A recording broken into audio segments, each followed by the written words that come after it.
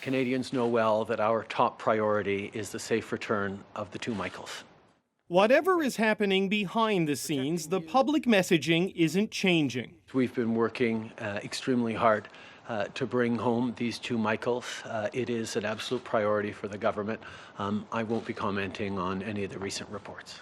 Trudeau reluctant to say anything that could endanger Michael Kovrig and Michael Spavor, or say anything that Meng Wanzhou's legal team could use in the extradition case. China's foreign ministry repeated its call for Meng's release, saying her detention is part of a U.S. attempt to punish Chinese tech companies.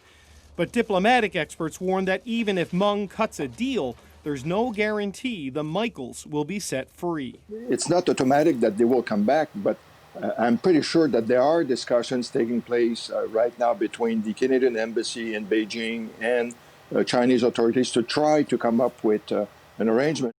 The worst possible outcome for Canada would be for the U.S. to cut a deal that sends Meng back to China without the Michaels coming back to Canada.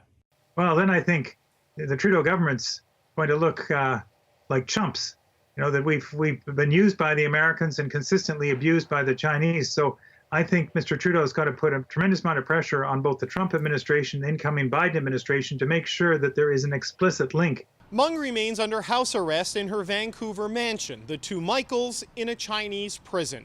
Next week, a grim anniversary, 2 years since the two Michaels were detained by the Chinese government. David Cochran, CBC News, Ottawa. Our Asia correspondent Sasha Petrusik is in Beijing. And Sasha, based on past history with China, where would this leave the Michaels?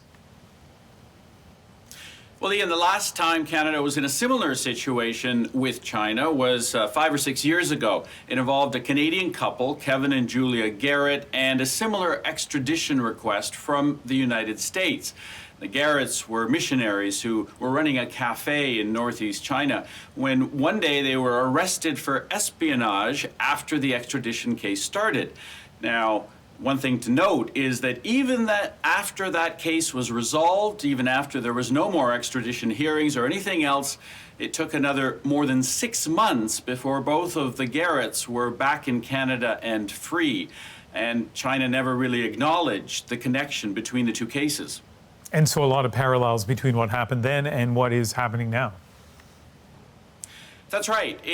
In this case also, there is no acknowledgement from Beijing here that there's any connection between the Michaels and Meng Wanzhou in Vancouver. So it will be up to Ottawa to really negotiate that, to make the connection and to try to make China actually commit themselves to release the Michaels if Meng Wanzhou comes back to China. One thing to note, though, is that even though this other case was only 5 or 6 years ago, the Garretts, China is a very different country when it comes to diplomacy. It is much tougher. It is conducting what's being called wolf warrior diplomacy, and it might not be in the mood to negotiate this sort of thing. So it could be a while before the Michaels actually make it back, no matter what happens with Meng. Wolf warrior diplomacy. Interesting. Sasha, thank you. My pleasure, Ian.